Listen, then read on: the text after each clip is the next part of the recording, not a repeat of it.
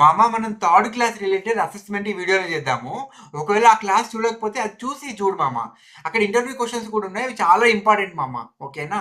ఇంకా ఈ వీడియోలో మనము డేటా టైప్ ఎలా చెక్ చేయాలి జావా స్క్రిప్ట్లో అనేది క్లియర్గా నేర్పిస్తాం అమ్మ. ఓకేనా? డైనమికల్లీ టైప్డ్ అని ఎందుకు అన్నాం అనేది కూడా నీకు క్లియర్గా అర్థమవుతుంది ఈ వీడియోలో చూసిన తర్వాత. ఓకేనా? ఫస్ట్ అయితే దాని డేటా టైప్ ఎలా తెలుసుకోవాలనే దానికోసము ఇక్కడ నేను కోడ్ లెఫ్ట్ సైడ్లో పెట్టాను చూడు మామ. రైట్ హ్యాండ్ సైడ్ దాని అవుట్పుట్ కూడా పెడతామమ్మా. చూడు మామ. ఓకేనా? కన్సోల్ డాట్ లాగ్ అనేది ఎందుకు యూజ్ చేస్తాం మామ? మనకి ఈ దాని వాల్యూ అనేది చూడాలి, అది అవుట్పుట్ చూడాలి అని అంటే కన్సోల్లో పోయి చూడాలి మామ. ఓకేనా? ఇప్పుడు నేను ఇక్కడ కోడ్ పెట్టా చూడు మామ. ఇక్కడ let name equal to Sita అని ఇచ్చారు మామ. ఓకేనా? దాని డేటా టైప్ ఏంటి? స్ట్రింగ్ అని మీనింగ్ మామ. ఓకేనా? అలాగే లెట్ ఏజ్ ఈక్వల్ టు 25 అని ఇచ్చారు మామ. దాని మీనింగ్ ఏంది? ఏజ్ అనేది నెంబర్ అని మీనింగ్ మామ. ఓకేనా? దాని డేటా టైప్. ఓకేనా? Let is active equal to true అని ఇచ్చాను మామ. దాని మీనింగ్ ఏంది? అది బూలియన్ అని మీనింగ్ మామ. ఓకేనా? Let value equal to null అని ఇచ్చారు మామ. ఇంటెన్షనల్గా దానికి వాల్యూ నల్ అని ఇచ్చాను. ఓకే, దాని డేటా టైప్ ఏంటి? నల్ మామ. ఓకేనా? అలాగే లెట్ స్కోర్ అని ఇచ్చాను మామ. దానికి ఏ వాల్యూ అసైన్ చేయలేదు. అప్పుడు దాని డేటా టైప్ ఏమవుతుంది మామ? అన్డిఫైన్డ్ అవుతుంది మామ. క్లియరా మామ? ఇప్పుడు ఈ కన్సోల్ అవుట్పుట్ ఇక్కడ కూడా పెట్టిన మామ, చూసుకో ఒకసారి, నీకు క్లియర్గా ఉంటుంది. ఓకేనా? నువ్వు కూడా కావాలంటే కోడ్ కాపీ పేస్ట్ చేసి ఒకసారి చూసుకో మామ, ఎగ్జిక్యూట్ చేసి ఈ కోడ్ని. ఓకేనా? క్లియర్ కదా మామ? నీకు టైప్ ఆఫ్ ఎలా వాడాలనేది అర్థమైందా? నల్కి అన్డిఫైన్డ్కి మీనింగ్ అర్థమైందా? నల్ అనేది మనం ఇంటెన్షనల్గా ఇస్తాము. అన్డిఫైన్డ్ అనేది నువ్వు ఏమి ఇవ్వకపోతే అన్డిఫైన్డ్ అనేది ఉంటుంది మామ దానిలో. ఓకేనా? క్లియర్ కదా మామ? డేటా టైప్ నల్కి డేటా టైప్ ఏంటని చూస్తే ఏమొచ్చింది మామ? ఆబ్జెక్ట్ అని వచ్చి చూసారా? ఇది జావా స్క్రిప్ట్లో ఉన్న బగ్, బట్ ఇట్స్ ఓకే. అడుగుతారు ఇంటర్వ్యూలో క్వశ్చన్, నల్కి డేటా టైప్ ఏంటి అని అడుగుతారు. అప్పుడు నువ్వేమని చెప్పాలి? ఆబ్జెక్ట్ అని చెప్పాలి మామ. ఓకేనా? క్లియర్ కదా మామ నీకు అసెస్మెంట్? మమ్మ మనం సెకండ్ అసెస్మెంట్కి వచ్చేసాము.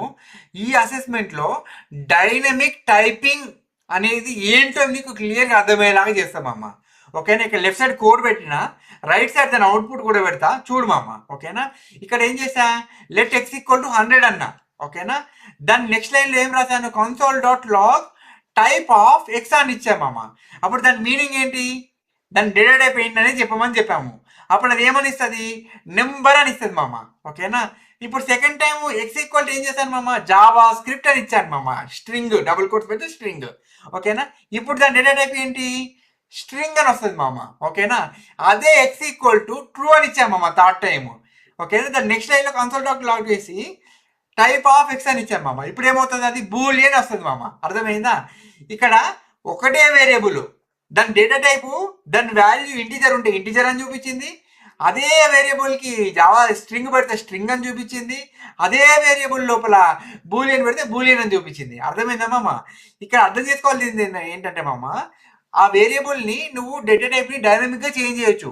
ఓకేనా? దానిలో ఏ వాల్యూ స్టోర్ చేస్తే అది ఆ టైప్ అయిపోతుంది. అందుకని చెప్పి దాన్ని డైనమికలీ టైప్డ్ లాంగ్వేజ్ అని అంటారు మామ. క్లియరా నీకు? నాకు తెలిసి నీకు అర్థమైంది అనుకుంటున్నా మామ. ఓకేనా మామ? మనం థాట్ అసెస్మెంట్కి వచ్చేసాం మామ. ఇక్కడ ఏం చేద్దాము అంటే మామ, ప్రిమిటివ్, నాన్ ప్రిమిటివ్ అంటే ఏంటో నీకు క్లియర్ అర్థమయ్యేటట్టు చేస్తాం మామ.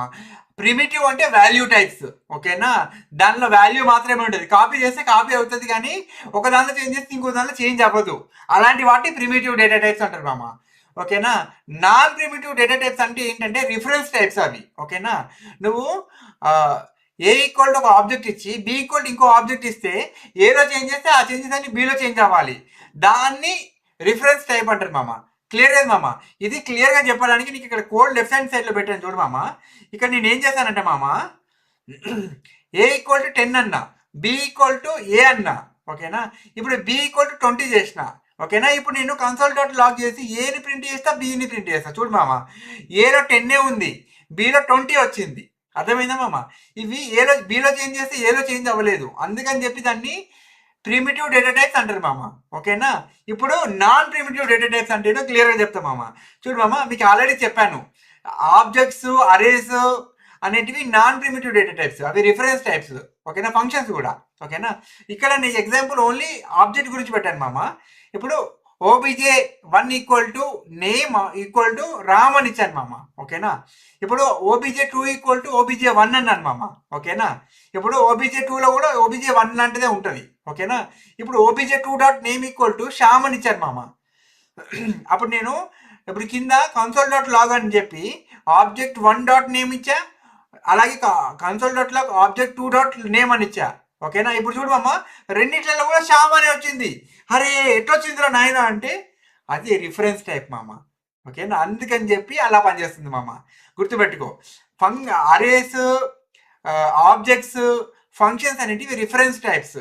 అదే నాన్ ప్రిమిటివ్ డేటా టైప్స్ అని కూడా అంటారు మామ. ఓకేనా. చాలా ఇంపార్టెంట్ మామ. ఓకేనా.